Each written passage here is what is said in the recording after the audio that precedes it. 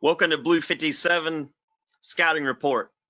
I'm joined today with Lexus Ortiz in New York City. Lexus, how are you doing? I'm doing good. How are you, Coach Jay? I'm doing great. It's another busy week, and for Blue 57, another busy week for Power 5 football.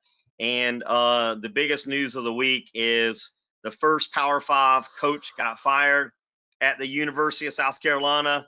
They decided to part ways with Will Muschamp, and I'm curious to get your take on that.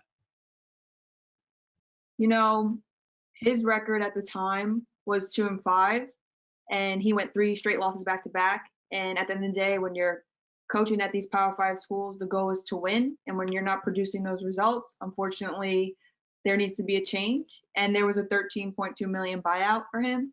And I guess the people in the community who could afford that were like, it's time to get somebody else, somebody who's going to step up to the plate and produce those results. So if you're going to leave a school, it's best if you can walk away with a big check like that. So $13.2 million, it might have been hard for a couple of days, but you can live for a while off of that. So I think my own perspective about it is that he walked into this season. He was already under the gun. At the end of last year, he was already was struggling. They had a difficult year last year. He came into this year with a very difficult situation. They were just going to be playing SEC schools, which made it even more complicated because he could have picked up another 3 wins by playing some of these other schools, the smaller schools. He didn't get that option. So when you're only winning 2 games, one of them is against Vanderbilt, who hasn't won a game all season. The other one is an upset against Auburn. Then he went into a 3-game losing streak where they gave up almost 180 points in 3 games. Got beat by a freshman quarterback at LSU. Then they went into Texas A&M game, a game at home where they got really demolished.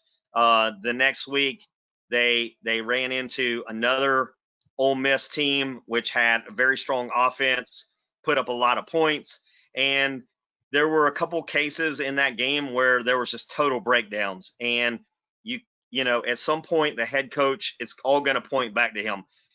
Most of the time, they're not responsible for all the good stuff, nor are they responsible for the bad stuff. But in this particular situation, they decided that they had to take out the head guy, and so that's what they did. They basically parted ways with him. I know how difficult that is for his family. They are very involved in that community. His son plays for a private school there. He's a great athlete himself, and so this is tough on the families. It's not as tough on the coaches. It is tough on them to a certain degree, but not compared to what happens to the families. So he's got a couple houses there. One of them's up at the lake. He might stay there for a few years. We'll see what happens to him. But it's the nature of the business, and we're going to see some more coaches over the next few weeks where that same stuff happens. Mhm. Yeah, it definitely is the nature of the business. He was there for, I believe, 5 seasons, so he definitely had a lot of time to build a connection with the community. But unfortunately, like I said before, if you're not producing results, the community is going to want some type of change, and that's what happened here. I mean, there's a lot of obstacles that a lot of different schools are facing right now. We're in the middle of a pandemic. So even if he had the opportunity to play these lower level schools and capture those wins, you got to step up to the plate when you're playing these bigger schools too, to show what your team is really capable of and show your skills as a coach. Right. No, you're right. It's a business where you got to win, and they didn't get enough wins, and they're paying them way too much money for not to be getting the win. So, it was a difficult situation, and he left behind a big coaching staff. Right now, Mike Bobo has jumped in as the interim coach. He was a previous coach at Colorado State, so he's been there before. He clearly knows what he's doing, and he's managing this thing. And they had a few kids that were NFL bound that decided that they were going to quit on the team and part ways, and they're going to just train for the NFL. So it's a lot to manage, but the reality is that's what they're paid to do. Everybody that's on that team practices every day. throughout every week. And so, next man up, you got to make it happen. So anyway, we will see over the next few weeks. Some of these other schools, they're going to have to determine, are they going to hit up their boosters for buying some other people out? There's some big programs right now that are really having to determine, do we want to keep our head coach, or are we going to let him go? And the problem is, if you let him go, you got to have somebody else ready to go. So, you got to kind of figure out. And my guess is some of these teams that are in the top 20 that are smaller programs, that are Group 5 programs, some of those coaches are getting looked at. Coach at Cincinnati for sure. There's some schools like that where they're going to be looking at those coaches, and those guys got a chance for a big payday. They definitely do. This is definitely their opportunity. No harsh feelings towards coach, but now when there's an opportunity and a door opens, these other coaches are going to step up. So what do we got for recruits and commits and scouting and some sports psychology? What do you got on the agenda for today? So today we're going to have Grant talk about recruitments, and then we're going to have Samuel talk about commitments and recruiting rankings. So Grant, can you come and speak to us about recruiting? Yeah, absolutely. So just give a little introduction background myself. So I am an SEC scout, scouting both divisions in the conference East and West, as well as Jacksonville area territory manager. So with this, along with these areas, I also keep track of Power 5 offers and Power 5 offers only to these athletes. We also cover, as a whole, Blue 57. We cover the states, mostly in the Southeast and Mid-Atlantic to Texas. We cover Florida, Georgia, Texas, Alabama, Tennessee, North Carolina, South Carolina, Maryland, and Virginia. So those 9 states there are ones that we follow closely, and I can give you a little more information on that today. So just to give a total roundup of the class of 2021 and how their commitments are shaping up right now, we have 764 of 1,054 athletes out of 1,054 athletes committed. So a little over 70% are committed, and these are all athletes with Power 5 offers. So these are the best of the best, top 1% student athletes across the nation that are being shown. So I can dive a little bit deeper into just really the states that we're covering. In Florida, we have 207 of 306 athletes committed, so 99 athletes are still uncommitted. This can be whether they've not accepted an offer anywhere, those that are decommitted from other schools, they're just still looking to find their school. In Georgia, we have 124 out of 166 committed, so 42 still looking for school there. We also have Texas with 167 of 250 committed. Alabama has 47 of 73 committed. Tennessee has 33 of 53 committed, so 20 that are not committed as of now. North Carolina has our highest rate of commitments, 73 of 78 of those athletes with Power 5 offers are now committed. South Carolina has 18 of 21 that are committed. Maryland has 44 of 48 committed, and Virginia has 51 of 59 committed as well. So that's kind of the overall snapshot of each state that we cover at Blue 57 for those athletes with Power 5 offers. So I see that you differences between the do you think the pandemic and like how some schools have higher commitment rates than others? Yes, I would say so.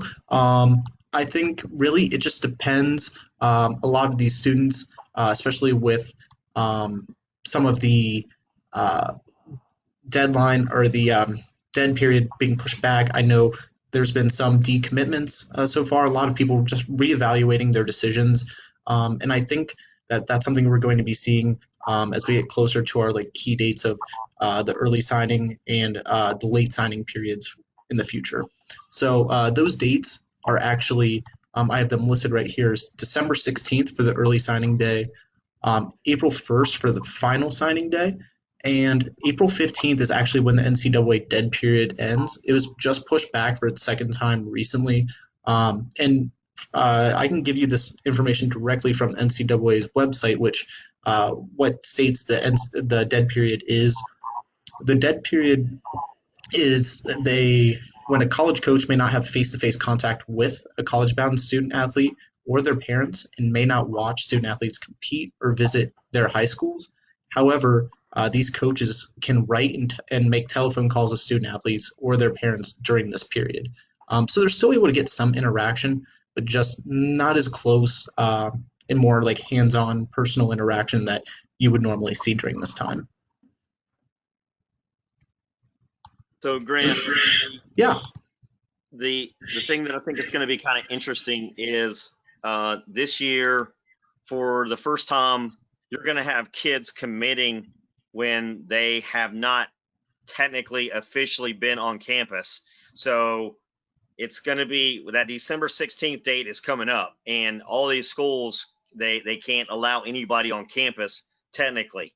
So it's going to be interesting to see what happens on December 16th if those numbers stay closer to the same, because technically the December 16th early sign-in period is for Power 5 kids.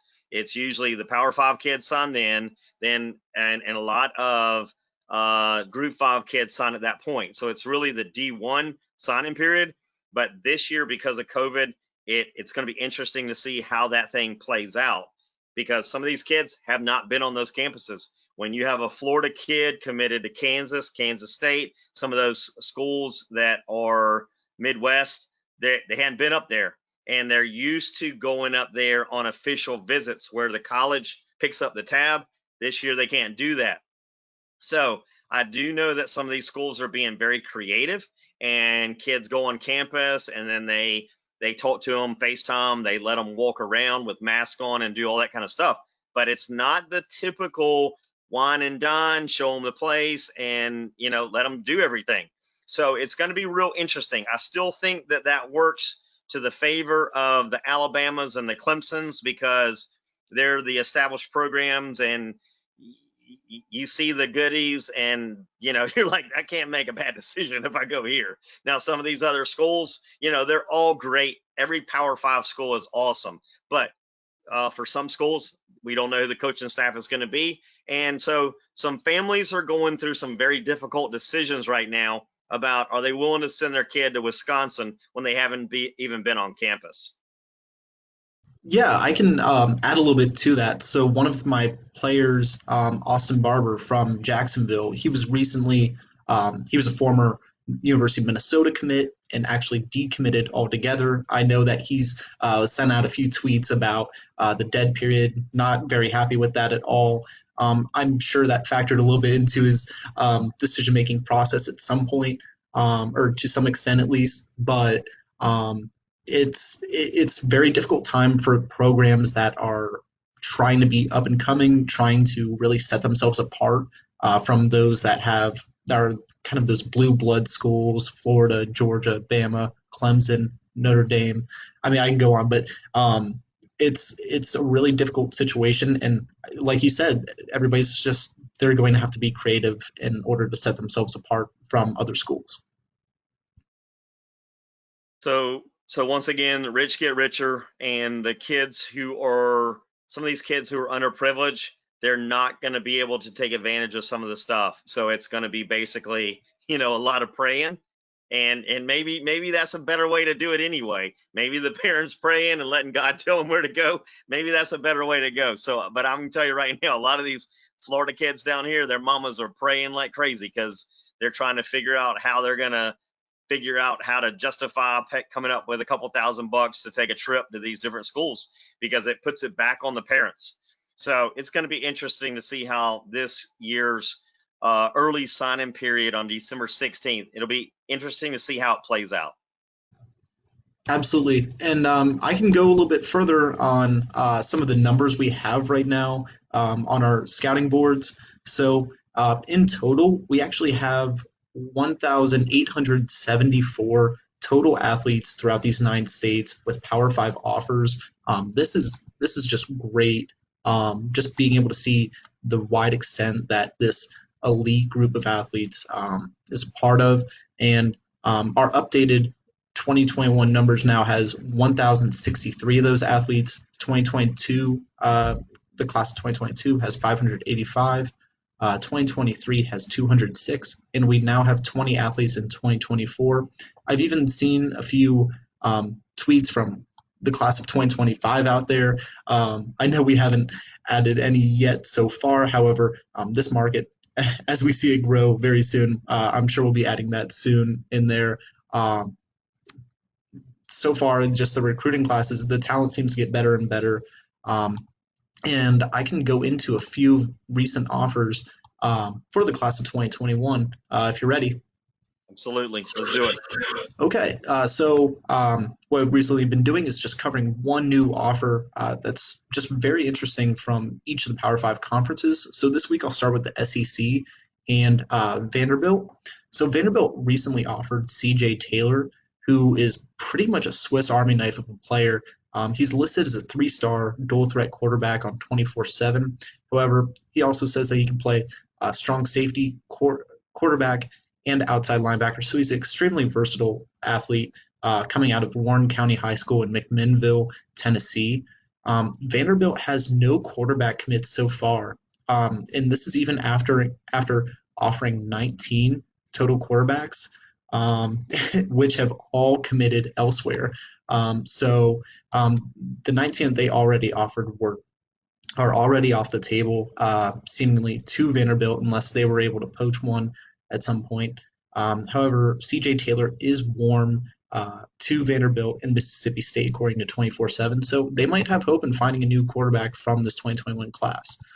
Our next conference that we're going to cover is ACC and Georgia Tech, who offered Austin Uke, a 4-star offensive tackle out of Parish Episcopal School in Dallas, Texas. He is a Holy Cross decommit who received his first in a total of actually 5 Power 5 offers in the past 2 weeks. His first one, I believe, is from Tennessee, and now he's got a whole array of ACC and a couple SEC offers as well. Georgia Tech has one offensive tackle currently, so depth is absolutely a need. And but with his decommitment from Holy Cross, Holy Cross is only left with 2 commits in total, and one of the players, one of the athletes from Holy Cross, or was a former commit, Rich Jacobs, is from my Jacksonville territory. So they have only 2 commits and a total of 2 decommits. So they're only 1 for 2 on really being able to keep these athletes. So they're losing them to some really good competition. Austin Uke is currently listed as warm to a few schools, including SMU. And one of the athletes that he goes to high school with at Parish Episcopal is currently the top 100 quarterback recruit, Preston Stone, who is currently committed to SMU. So he'll be staying in Dallas. I'm sure he's trying to get Austin Uke to stay there as well. So that's something to keep an eye on going forward. And then for our Big Ten action, we have Maryland offering Jaden Kennedy, who's a 3-star quarterback from Sandalwood High School in Jacksonville, Florida. He's another Jacksonville guy. I know I've really hit that hard today, but he is actually a Howard commit as it is, and has had recent offers from UAB, Florida Atlantic, and now Maryland. Maryland has 3 cornerback commits, so there's really a need just building that depth there. So we'll be interested to see what happens there, if he'll possibly decommit from Howard and go elsewhere, but most likely he'll be staying where he's at right now. And then with the Big 12, we have Baylor offering Keithron Lee, a 3-star wide receiver out of Rudder High School from Bryan, Texas. This is actually a really interesting story, these last 2 that I'll go over. He was committed to University of Texas San Antonio in April, but decommitted in September after receiving a flurry of Power 5 offers, including recent ones from Baylor, Texas, and Texas Tech in the past 2 weeks. UTSA is now without a single wide receiver commit and has been offered And Keith Ron Lee has been offered by Baylor, who has two current wide receiver commits. I would look for him to stay in Texas, as 4 of the 7 schools that he's currently listed as warm, according to 24/7, are SMU, TCU, Texas, and Texas Tech, who all have 1 or 2 wide receiver commits. Others include Ole Miss, Tennessee, and Utah. So most likely we'll be seeing Keith Ron Lee go from a smaller school, Group of 5 type school, into a Power 5 conference going forward with a future commitment. And then our last player that we'll be covering today is Washington State from Pac-12, offering Caden Fordham, who's a 4-star outside linebacker from the Bull School in Ponte Vedra Beach, Florida. Another Jacksonville area guy as well. He is a NC State commit who's garnered interest from various Power 5 teams in the past few months since his commitment in June. His recent offer from Washington State, they have only 3 outside linebackers committed as it is, but it seems very unlikely that he'll leave to go into a more so crammed depth chart instead of staying at NC State, where he's the only linebacker that's currently committed outside or inside. So he really has the class of 2021 locked up with NC State. So it seems highly unlikely that he'll leave that situation where he's committed to. So that's our little roundup of just various Power 5 offers across the week. So I like these Jacksonville kids. I know about these Jacksonville kids. I live in Jacksonville myself, and I didn't tell you to give us Jacksonville kids, but the Bulls kid, Jacksonville's got a flight into Raleigh, North Carolina. So there's no chance he's going to Washington or Washington State. There's no chance he's going to the West Coast. I can promise you, his parents are getting on a Jacksonville flight and going to NC State for those weekends. Bulls school is it's one of the top schools in the country, right here in Jacksonville, Florida. It's an awesome school. Does a great job. Their football coach there, high school coach, is phenomenal, and they have great facilities, the whole deal. So yeah, those are interesting, and I think that we're going to see some of that stuff going on with the last minute horse trading. But I think you're right with some of the things that are going on right now. Most likely the tendency is for guys to stay in state instead of going too far away. The in state is a known commodity.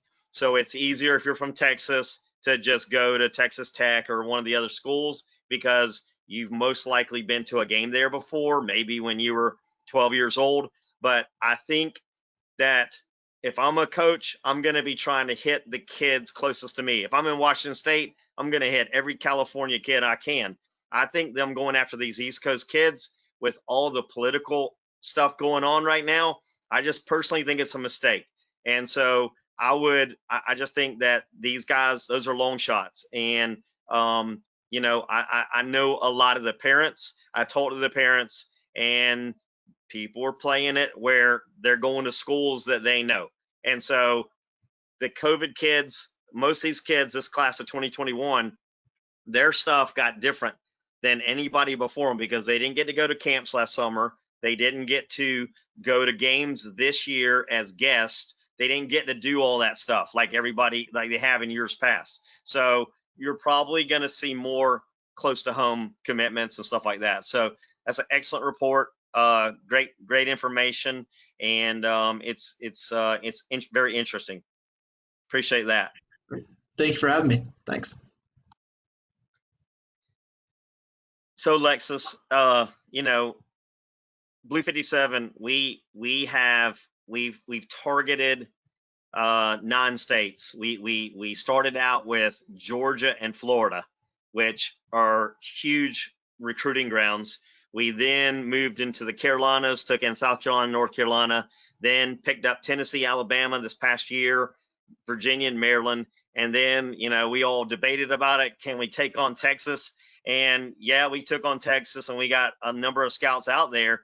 We're, in that universe, even for the 21 class, 22, 23, and 24, we are only talking about 1,800 kids.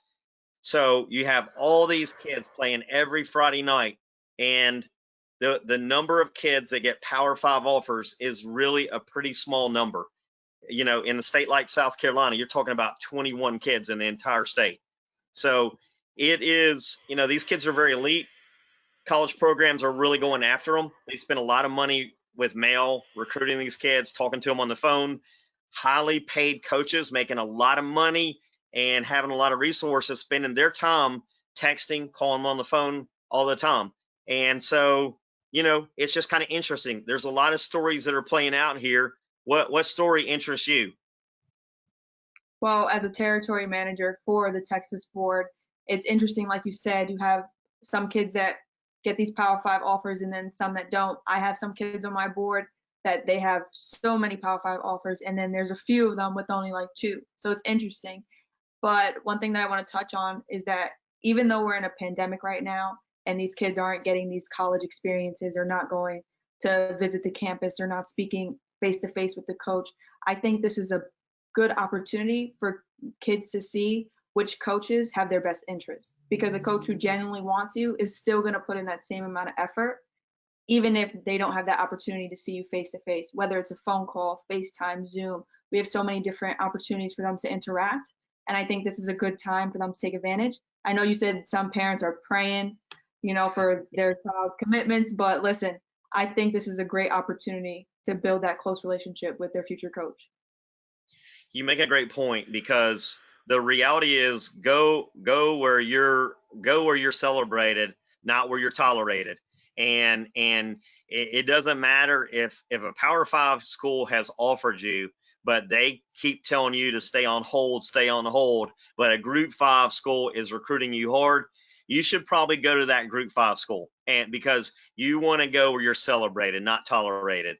I think the schools like Holy Cross, they need the Power Five schools. They need those commits to lock it down, sign on December 16th, and get a whole group of kids out of the way so that they can see who's left and start offering and getting commitments from them.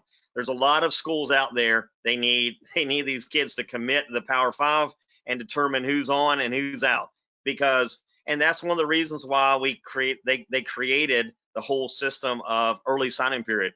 We need to get these kids out of the way, get them signed, get them determine where they're going to go, and so these other schools can go after the kids that are left. And because right now, if you're a Group Five school, you're calling guys that you don't even know what the Power Five schools, how much they're asking, how much they're offering. So they're just throwing darts, and it's a lot of wasted time.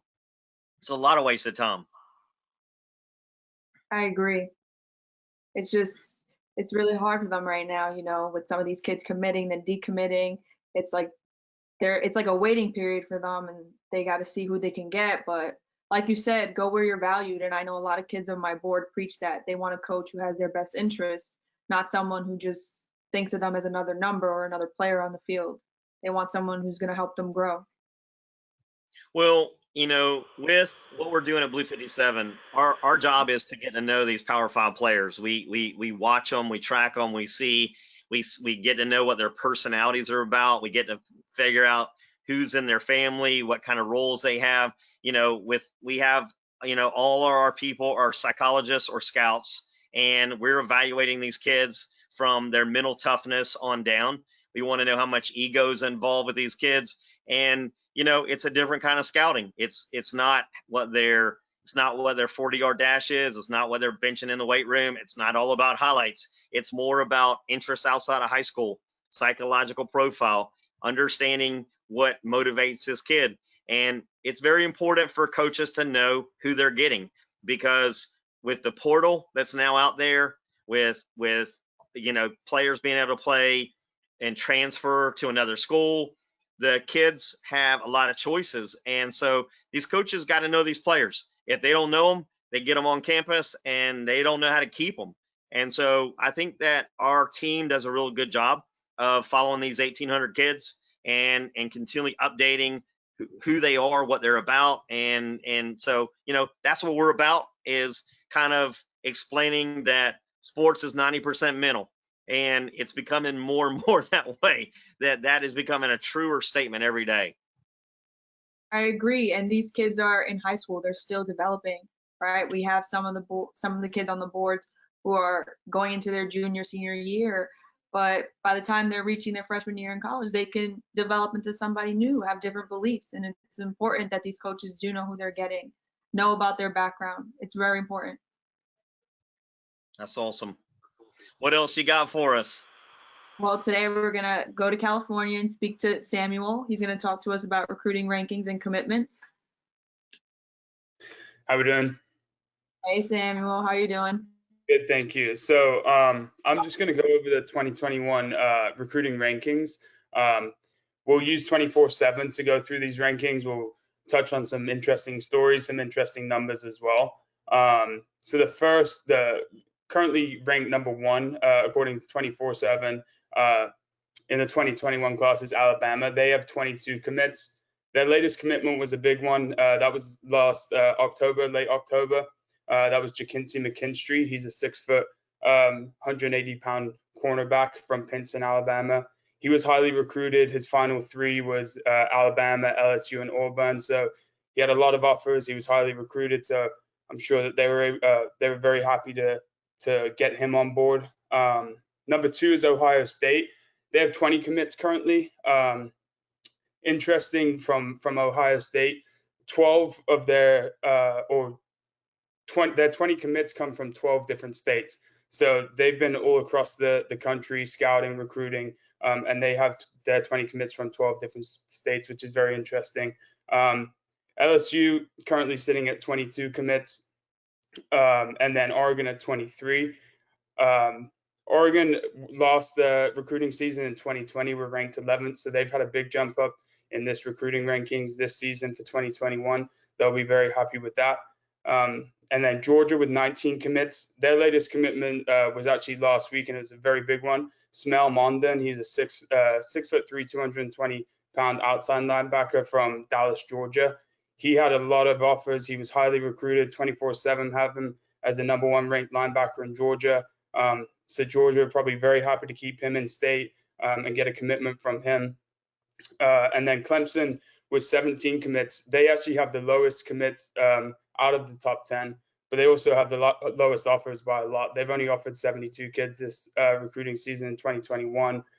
They have a 23.6% commit rate, which our average for the top 10 right now is 11%. So they're way above the average by a lot. And so they're not offering a lot, but they're getting a lot of commits, a lot of conversion rate, a high conversion rate. So they'll be happy with that. Number 7 is Florida. They have 26 commits right now. 18 of their 26 commits are from the state of Florida. So they've got a lot of kids staying in state, and they have the highest number of commits in the top 10. So those 26 commits they'll be happy with. And then probably the most interesting from last week, Notre Dame, they're 8th right now with 23 commits. They had 4 commits last week. 3 of the 4 decommitted from a school and then committed to Notre Dame last week. They got outside linebacker from Honolulu, Hawaii. His name is Kanu Kia. And then they got Caleb Johnson from Ocala, Florida. He's a 6'7" offensive tackle. He decommitted from Auburn and then committed to Notre Dame that same day. Same with Philip Riley. He's a 6-foot cornerback from Valrico, Florida. He decommitted from USC and committed to Notre Dame on the same day. And then they got a kicker out of California, Chatsworth, California, Josh Bryan. He decommitted from Colorado and committed to Notre Dame on that same day. So interesting stuff over there. 3 in the same week, decommitting and then committing. Number 9 is Michigan. They have 21 commits right now. They actually have the lowest commit rate. They have 304 offers on the table for 2021. That's the highest in the top 10, and a 6.9% commit rate. So that's currently the lowest. And then USC currently sit at 10 with 21 commits.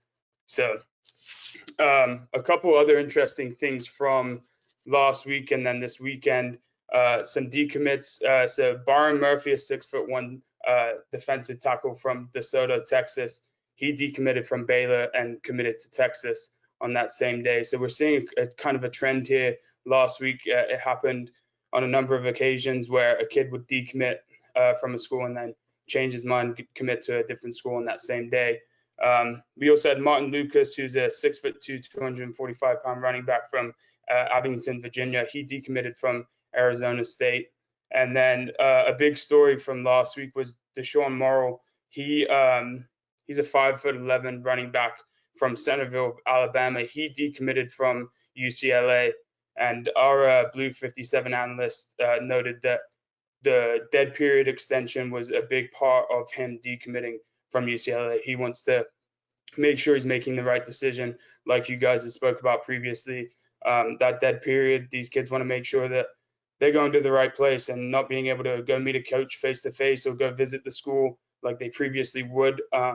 These are kind of factoring into all of these decisions that these kids are making. I think that that's why we're seeing a lot of these kids decommit, commit. There seems to be some indecisiveness, and I think that that's understandable, especially with the situation that we're in. So interesting stuff, definitely, especially from the top 10.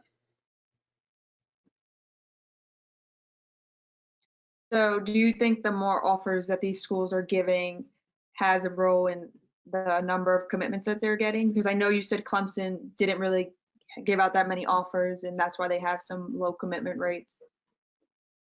Yeah, I think that's the interesting thing, especially about these top 10 schools, is that they're all schools that kids would want to play for, but it's those factors that make them stand out for these kids. And obviously, Clemson have something going right now, and obviously their success in the last couple of years is helping that. But their conversion rate with how many offers they're sending out, because it's significantly lower than any other school right now in the top 10, and how much higher their commit rate is. They're obviously doing a great job with their recruiting. But I also think that schools like Michigan have 304 offers out for 2021. They have 21 commits. They're in the top 10 for 2021 recruiting. So there's two ways you can play it, and I think that they'll be equally as happy, right? They're getting the kids that they want, and they're getting the commits that they want. So, Samuel, the thing that I've seen with Georgia, Clemson, and Alabama, I lived in Georgia for 20 years, and I saw those three schools and Auburn in full-blown operation. They have a very, very organized recruiting system where people that they know will talk to people on the field and have them call the different coaches, and because the coaches can't call them. So I've seen these operations. So the Georgia Bulldogs, they really have a real stronghold in the state of Georgia. And so Alabama and Auburn try to come into South Georgia and pull some of those kids, which are, very talented kids, especially in that area around Lowndes County. Those schools are unbelievably competitive, and they have been that way for my entire life. I've seen kids coming through the Georgia system for years.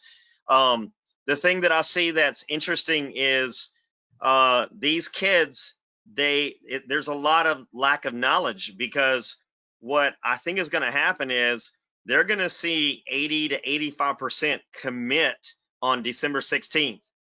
And when they see that whole group of kids commit, they're, right now they're kind of just checking it out. They're like, what are my options? What are this? Well, we know when you see some of these schools like Florida, they're done. Once you hit 25, 26 guys, you're done. So I don't know how many of those guys are going to stay, but the odds are one of them might leave and go somewhere else. But some of these kids who are decommitting real late, right now, it's Russian roulette, man, because there's not that many spots available. There's, most of those schools that are top 10, you showed them, they're higher numbers. So these kids, my guess is when early signing day comes in, a whole bunch of kids are going to sign, and then they're going to be like, oh my God, I missed the train. And they're immediately going to try to lock it in for the February 3rd date. Ain't nobody going to April 30th. Ain't nobody going to that late. They're all going to be, the majority of those guys are going to lock it down for the first signing period. Then if that doesn't work, they're going to go for the second one. The reality is that you can't really go wrong. I mean, truthfully, all these schools, the way that they treat these kids is it's so much more valuable than just the tuition and the scholarship. I mean, technically a $25,000 scholarship, that, you know, if that's what the tuition and all that is, by the time you figure in plane flights, all the tutoring, mentoring, food services, the paycheck every month, you're probably talking about $100,000 a year invested on those players. So if it's me and I'm giving out my best advice, I'm like, pick one, figure out if your parents can come see you there, figure out where the local airport is, lock it down and go.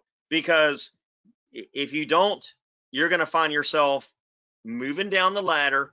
As you move down to the smaller schools, less benefits, less everything. And you know, it's an honor to play at any of these schools. They're awesome schools, but I can tell you right now, they're in a better position right now than they will be in a month. So we're down to 23 days, I think, before signing day, and I'm just, you know, I'm not going to be decommitting. I'm gonna stay off my ego. I'm gonna figure out which coaches love me, and I'm gonna commit to that one of those schools. How do you see it?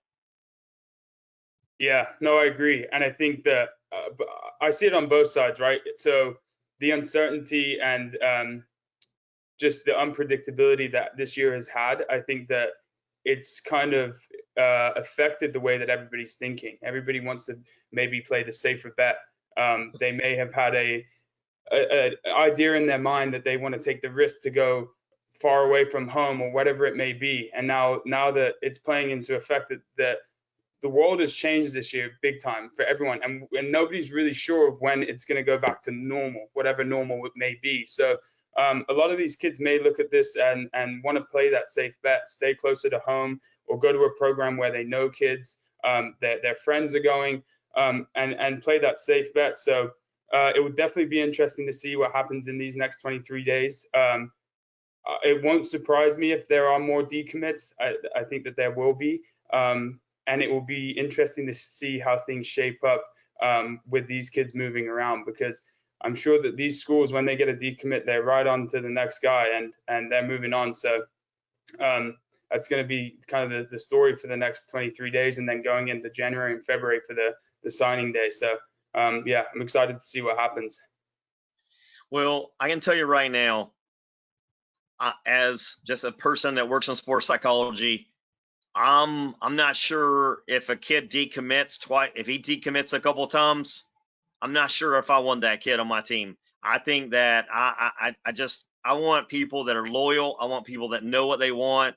I think all this bouncing around, I think that it's unfortunate. I think that parents, other kids, coaches, they get in these kids' head and they try to make them think that they're the greatest thing.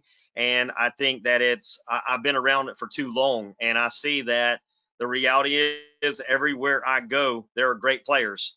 It ain't just Buford, Georgia. It's not just Jacksonville, Florida, Orlando, Florida. It's everywhere. They're all really good. And my thing is, be less about the hype, be less about the tweeting, be less about all that crap, and listening to a bunch of people who aren't really part of your circle, immediate circle, and sit down with your parents and talk about it and say, you know, this is who likes me, this is what's good, what's bad, and pick a school and get on with it. Because the more vacillation, the more talking about it, the more stuff, it's too much. And for most kids, once they make the decision and they say, this is what I'm doing, there a lot of pressure comes off of them. And so I'm just telling kids, I see this stuff at this point. There's not a lot of offers coming out for kids who haven't already been identified.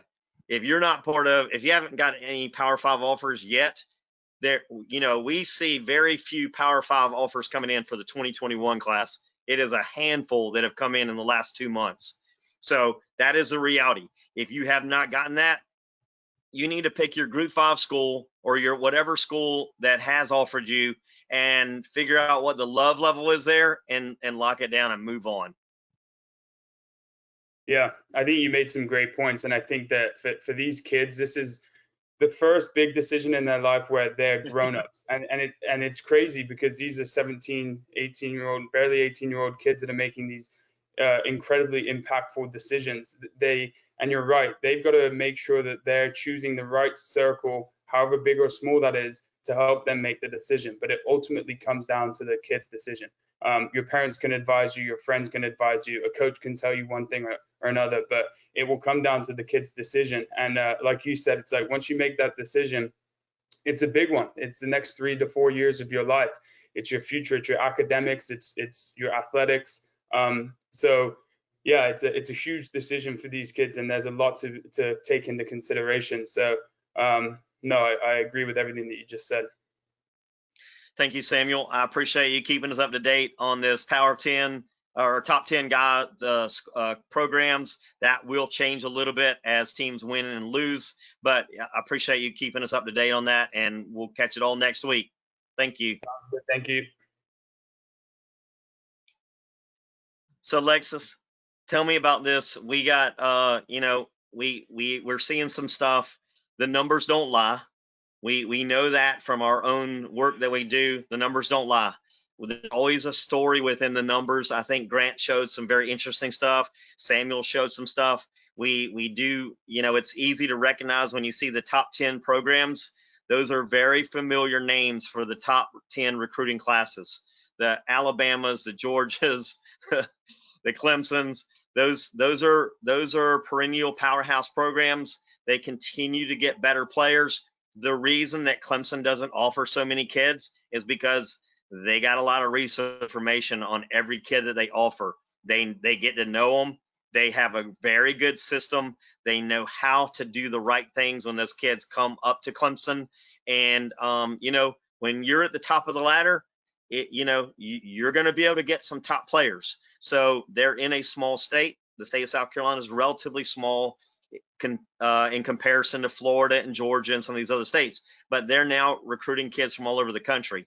So this information, it tells a story, and every year the numbers are a little bit different, but there's interesting information here. There's, as far as recruiting goes, as far as the sports psychology about when kids should commit, and I'm curious to get your take on it.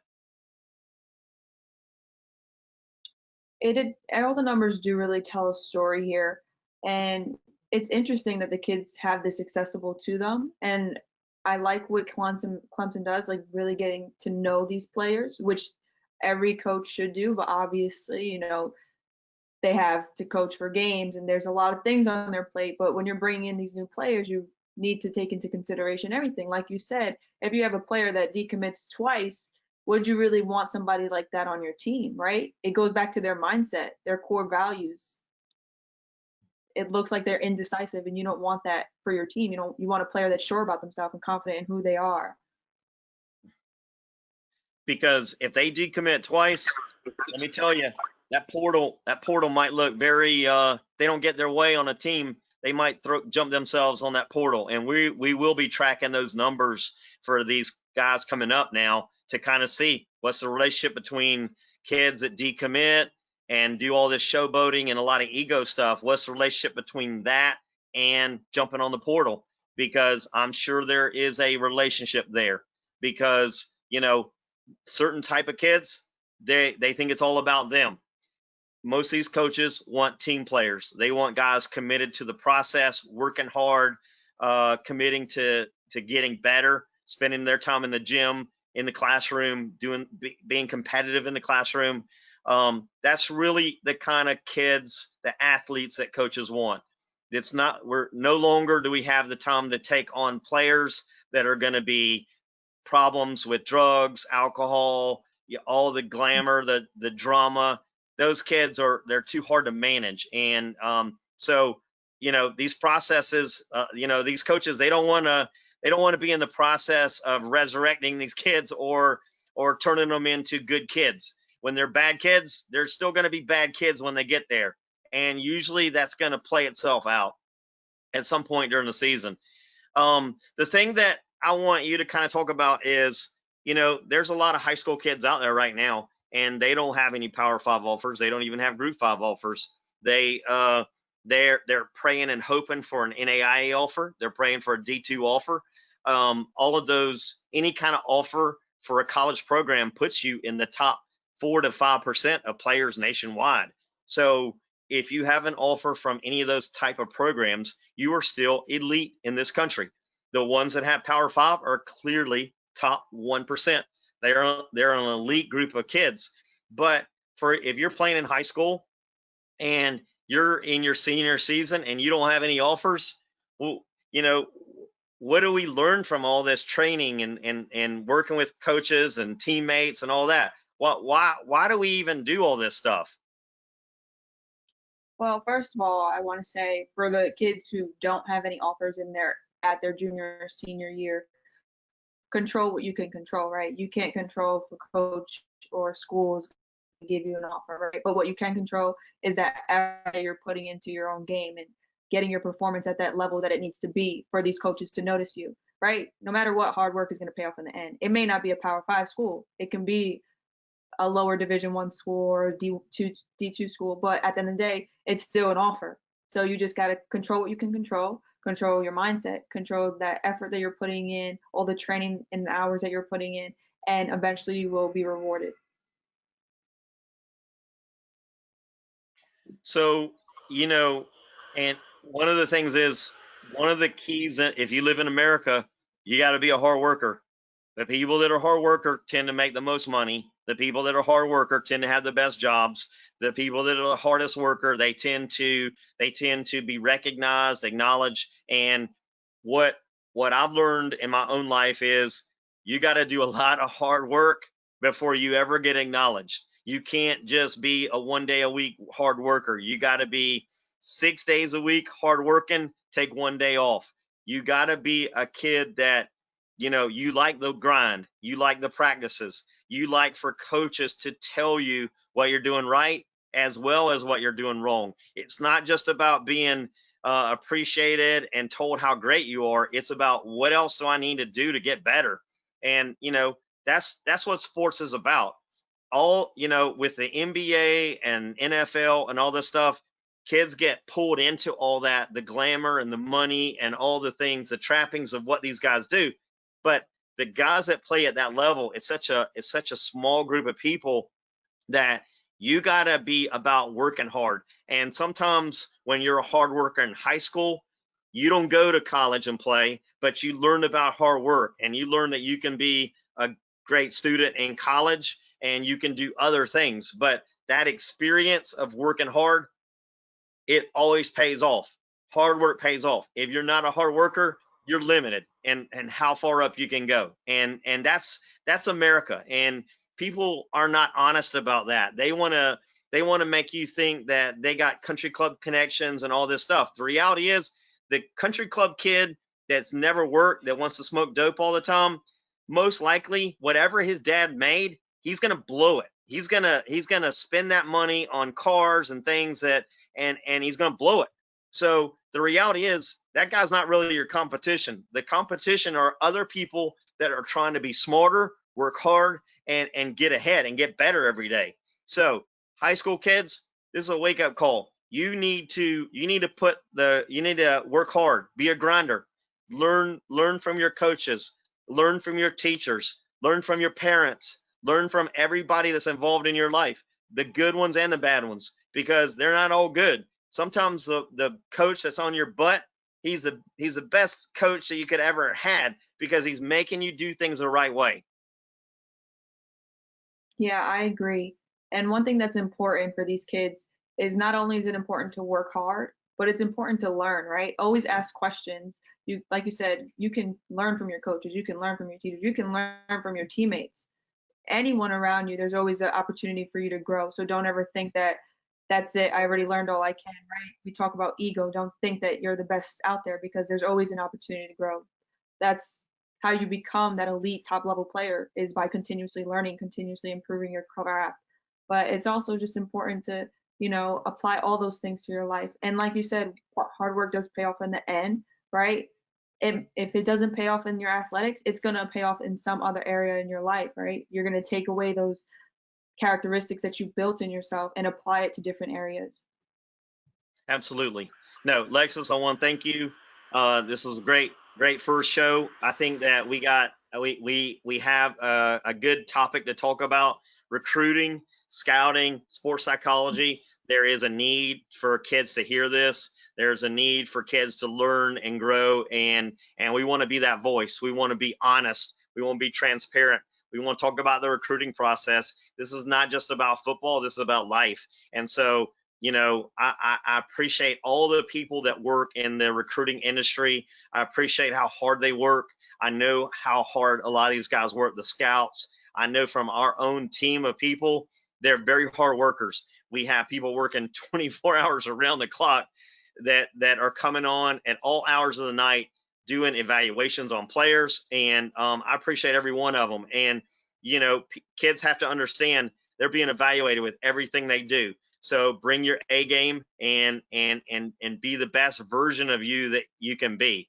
So Lexus, I want to thank you. This is going to be a fun time for Blue 57. The stuff that we're doing, it's an extension of the scouting and all the numbers and all the information that we collect from players and coaches, and so this is going to be cool, and I'm looking forward to this, Tom. And so I appreciate everything that you're doing, and we'll see you next time. See you on the ball field.